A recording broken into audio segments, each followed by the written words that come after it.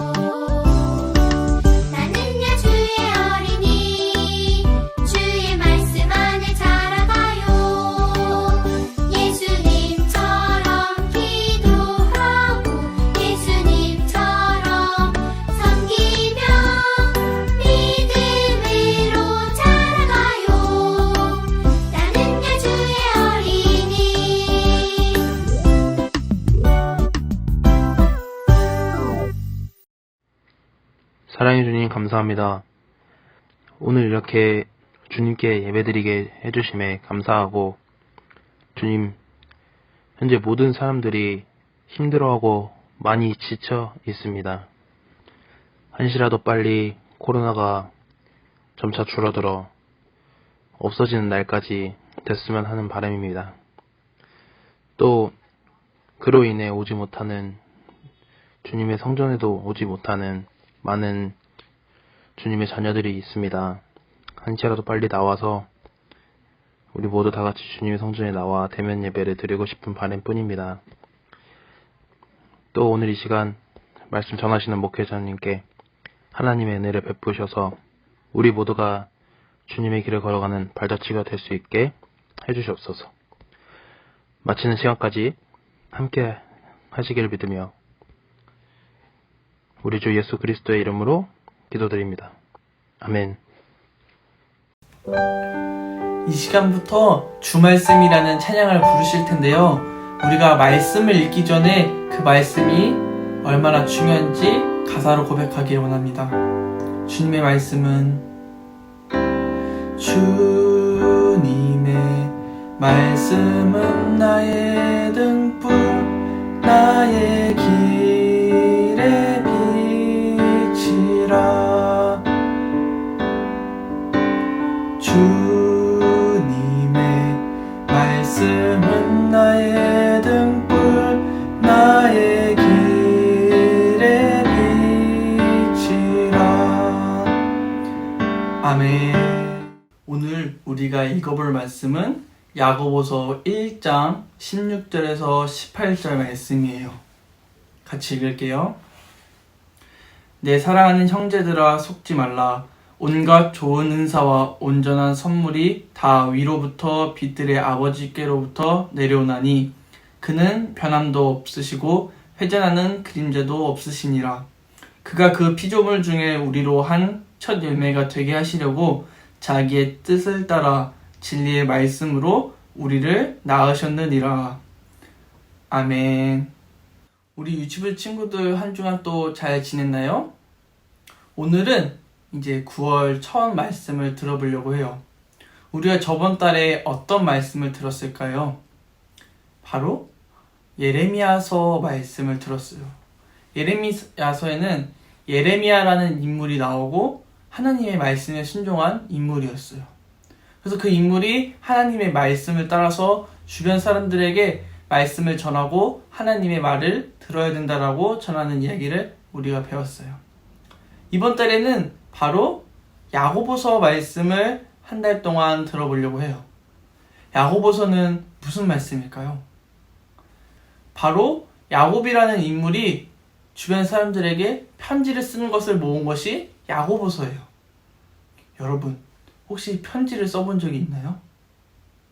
전사님은 편지를 써본 적이 있는데 그 편지를 왜 썼냐면은 주변 사람이나 아니면은 직접 만나지 못하는 사람에게 뭔가 말을 전하기 위해서, 그리고 그 사람에게 내 소식을, 그 다음에 내 마음을 전하기 위해서 그 편지를 썼어요. 우리 친구들도 편지를 써본 적이 있을 거예요. 부모님에게 사랑하는 마음을 전하기 위해서, 아니면 또 선생님이나 주변 친구들에게 여러분의 마음을 전하기 위해서 그 편지를 썼을 거예요. 그래서 이 야곱이라는 사람은 자신의 마음을, 하나님께서 하시는 그 말씀을 전하기 위해서 그 야고보서를 썼대요. 그래서 우리가 그 야고보서를 통해서 야곱이 무슨 말을 전하고 싶었고, 그 다음에 그 야곱은 어떤 하나님의 말씀을 전했는지 한번 살펴보려고 해요. 전사님이랑 이번 한 달 동안 야고보서를 말씀을 가지고 묵상해보고, 그 다음에 설교를 통해서 그 말씀을 우리가 한번 배워가는 시간을 가져보도록 해요.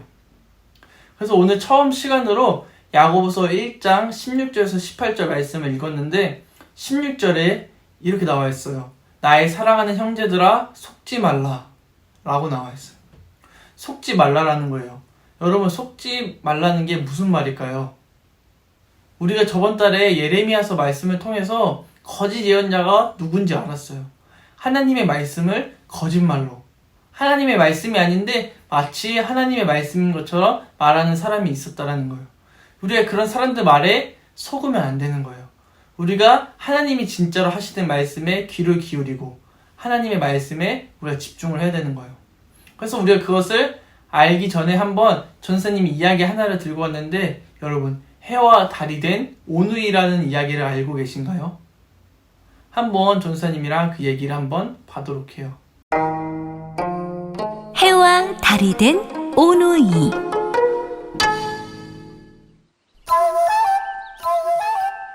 옛날 깊은 산골에 엄마와 오누이가 오순도순 살고 있었어요. 가난한 살림이라 엄마는 아랫마을로 일을 하러 다녔어요. 얘들아, 엄마가 오기 전에는 아무한테도 문을 열어주지 마. 알았지? 엄마는 단단히 이르고는 산길을 내려갔어요. 하루 종일 힘들게 일한 엄마는 떡을 얻어 집으로 향했어요. 막 한 고개를 꼴딱 넘을 때였어요. 흥흥, 고소한 떡 냄새가 나네. 떡 하나 주면 안 잡아 먹지. 커다란 호랑이가 불쑥 나타나 길을 막았어요. 엄마는 벌벌 떨면서 말랑말랑한 떡 하나를 주었어요. 호랑이는 낼름 받아서 꼴떡 먹어치웠지요. 두 번째 고개를 꼴딱꼴딱 넘을 때였어요. 떡 하나 주면 안 잡아 먹지. 엄마는 쫄깃쫄깃한 떡 하나를 또 주었어요. 호랑이는 고개를 넘을 때마다 나타났어요. 엄마는 마지막 떡까지 호랑이에게 모두 주고 말았어요. 마지막 한 고개가 남았는데 떡이 없으니 어쩌지? 엄마는 온몸이 부들부들, 다리가 후들후들 떨렸어요. 마지막 고개를 꼴딱꼴딱 꼴딱 넘어가려 할 때였어요. 떡 하나 주면 안 잡아 먹지. 호랑이야, 이젠 떡이 없구나. 제발 살려주렴. 뭐? 떡이 없다고? 그럼 너를 잡아먹을 수밖에. 어흥! 호랑이는 눈 깜짝할 새에 엄마를 꿀떡 삼켰어요.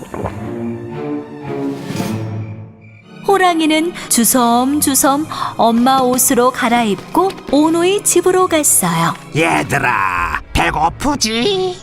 엄마 왔다. 문 열어라.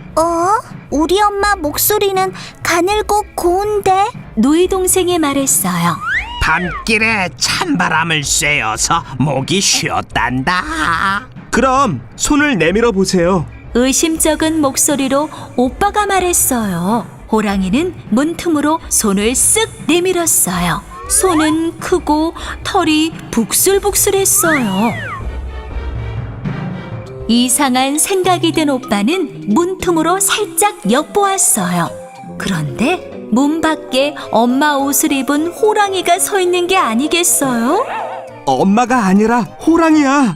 빨리 도망가야 해. 오빠는 누이 동생 손을 잡고 뒷문으로 몰래 나갔어요. 살금살금 뒤뜰로 나온 오누이는 우물 옆에 있는 나무 위로 올라갔어요.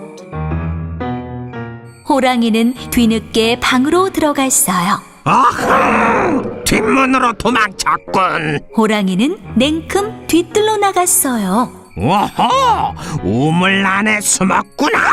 우물 속에는 오누이 얼굴이 아롱아롱 비쳤어요. 호랑이는 오누이를 잡으려고 바둥거렸어요. 그 모습을 보고 있던 누이 동생이 까르르 웃었어요. 에이 바보, 우린 나무 위에 있는데. 호랑이가 나무 위를 올려다보았어요. 옳지, 그 위에 있었구나. 호랑이는 나무에 올라가려고 안간 힘을 썼어요. 하지만 자꾸 버둥버둥 미끄러졌어요. 얘들아, 거기 어떻게 올라갔니? 참기름을 듬뿍 바르고 쭉쭉 올라왔지. 오빠가 약 올리듯 말했어요.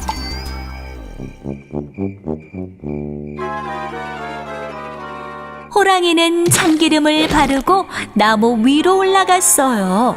하지만 주르륵 주르륵 미끄러지며 엉덩방아를 찧었어요. 노이 동생이 깔깔깔 웃으며 놀렸어요.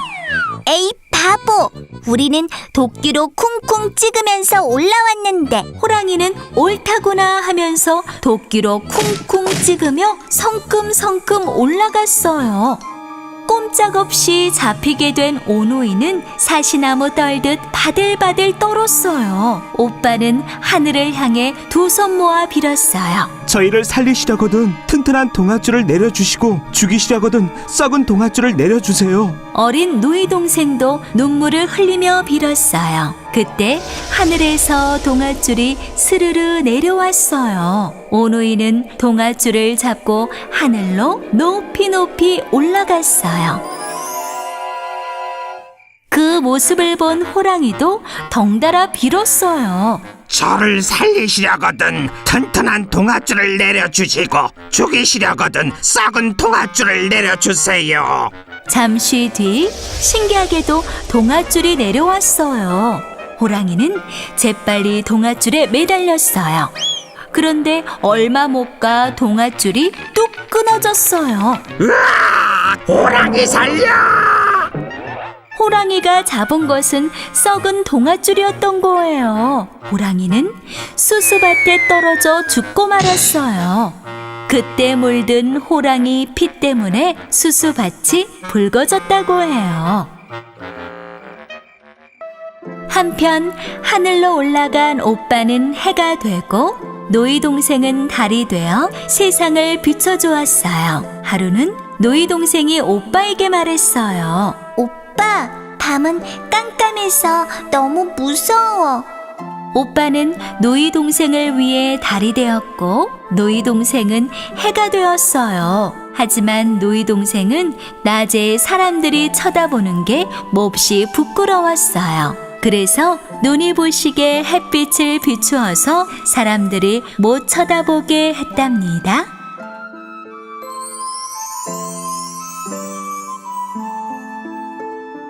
떡 하나 주면 안 잡아먹지.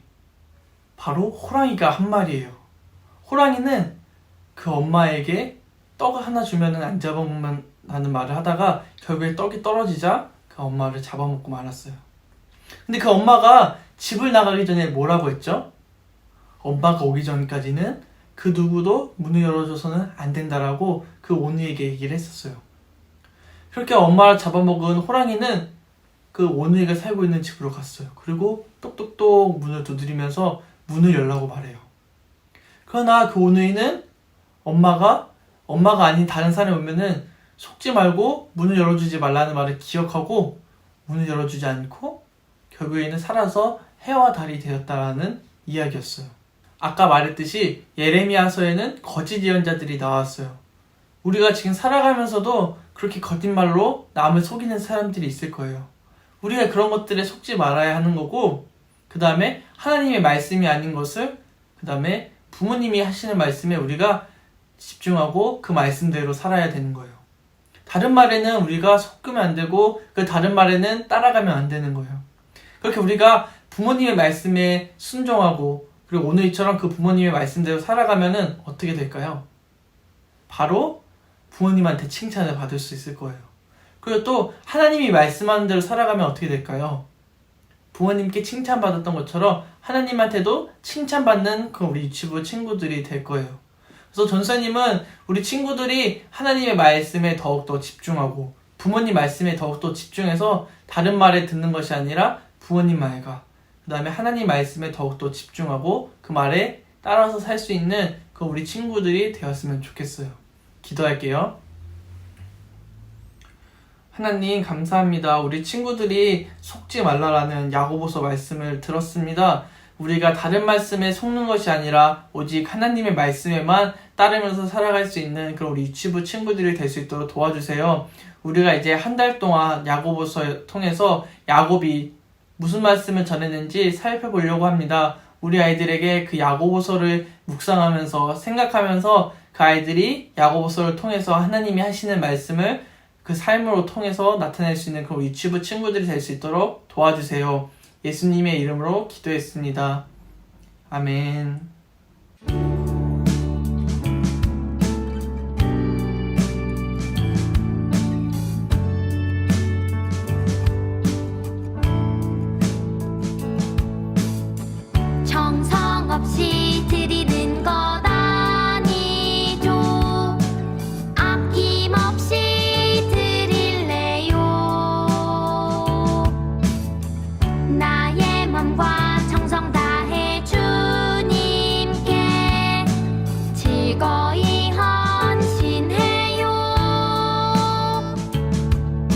모든 소유 내 생명도 모두 주님이 주신 것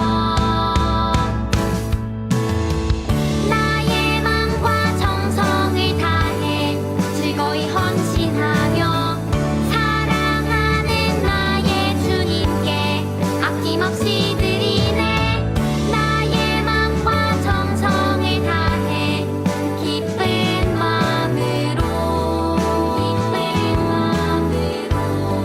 주께 드려요.